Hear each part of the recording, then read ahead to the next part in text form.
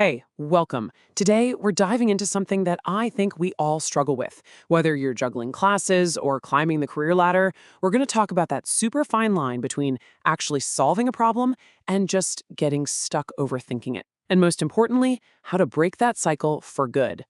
You know the feeling, right? It's late, you're trying to sleep, but your brain just decides, nope, it's showtime.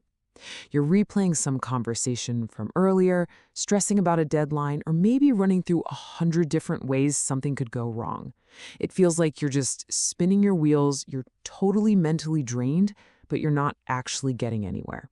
That's exactly the feeling we're going to unpack today. So, what's really the difference here? This is actually crucial. Overthinking is all about dwelling. It's that endless loop of what ifs and should haves that just leads to more anxiety. Problem solving, on the other hand, is all about moving forward. It's a clear, structured way to look at an issue, come up with some ideas, and, actually take steps to fix it. One keeps you stuck in the mud, and the other pulls you out. Okay, so how can you tell when you've gone from productive thinking into a full-on overthinking spiral? Let's break down some of the biggest red flags. Do any of these hit a little too close to home? That feeling of being mentally exhausted even if you haven't moved all day, the constant low-level buzz of anxiety. Oh, and my personal favorite, replaying that one slightly awkward thing you said in a meeting over and over and over again. It often comes down to just having a really hard time making a decision, and then once you finally do, you second-guess yourself into oblivion. If that sounds like you, trust me, you are not alone.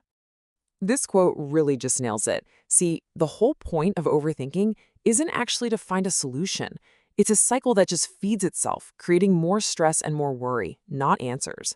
It's kind of like revving your car's engine while it's in neutral. You're making a ton of noise, burning a lot of gas, but you're not going anywhere.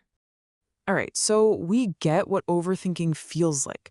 But if we really want to stop it, we've got to understand why our brains do this in the first place.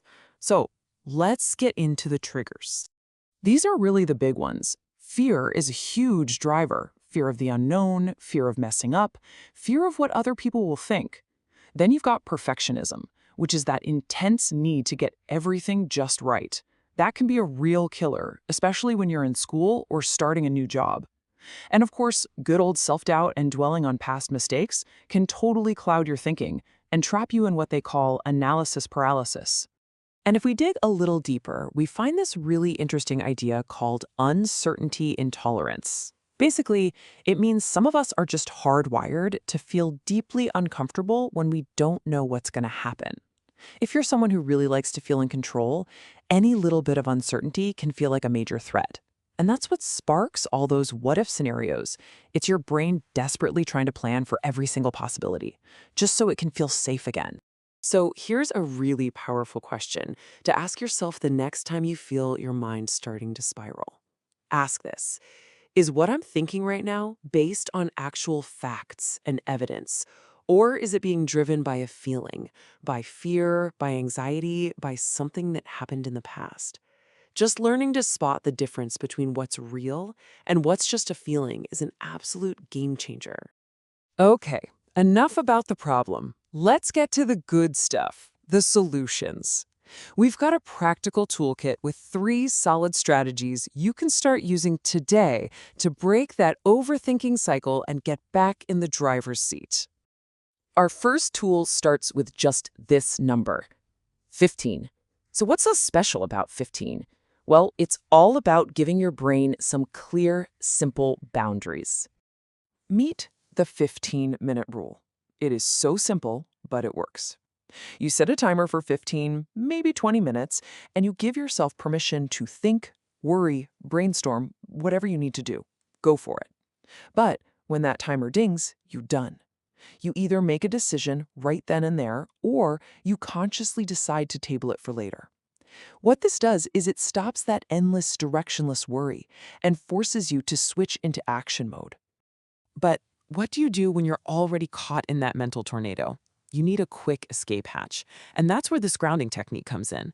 It's called the 5-4-3-2-1 method, and it works by pulling you out of your head and into the present moment. You can do it right now. Just look around and name 5 things you can see. Then, notice 4 things you can feel. Listen for 3 sounds. Notice 2 things you can smell. And finally, focus on 1 thing you can taste. It's amazing how quickly this can just stop the noise. And now for our final and maybe most powerful tool, learning to actually challenge your own thoughts. Here's the big secret. Just because you think something, that doesn't make it a fact. Our brains are wired to take shortcuts, and sometimes that means we jump to the worst-case scenario. The key is to become a bit of a detective of your own mind, to question those thoughts and actively reframe them. Check out this perfect example. The unhelpful thought is classic overthinking. I'm sure everyone thinks I'm an idiot. It's absolute, it's emotional, and it's probably not true. Now, look at the helpful reframe. Sometimes I don't articulate my thoughts perfectly, and that's okay. I'm working on my communication skills. See the difference? It's not a lie. It acknowledges the reality, but it's balanced, it's kind, and it's focused on growth, not on a flaw. That little shift, that's everything. So, as we start to wrap this up, the big takeaway here is really about empowerment. This isn't about waging a war against your brain. It's about learning how to work with it. The goal isn't to have an empty mind or to stop thinking. I mean, your mind is an incredible tool. The real goal is to channel all that amazing energy. It's about learning to recognize when you're just stuck in that loop and then making a conscious choice to shift gears into productive, forward-moving action. And that really says it all, doesn't it? It's not about shutting your brain down. It's about learning to direct it with purpose. Once you can spot the signs, understand what triggers you, and start using these tools, you can transform your mind from your biggest source of anxiety into your absolute greatest asset. So the real question to leave you with is this. The next time your brain starts to spin, what's your plan to take back the controls?